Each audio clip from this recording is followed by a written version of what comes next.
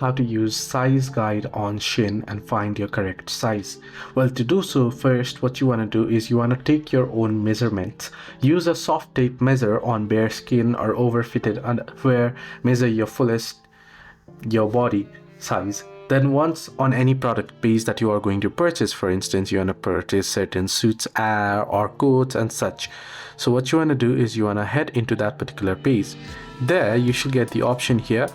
Click the size guide option. You should be able to find the size guide option. So you can see here a small size guide. So you'll have to find it thoroughly.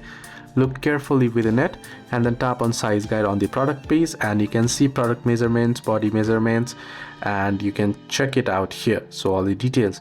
So how buyers review the fit, small through to size large here, as you can see.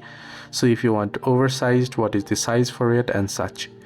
So enter in your body measurement here. You can also see body measurements right here. Hope this video was helpful. Do like and subscribe.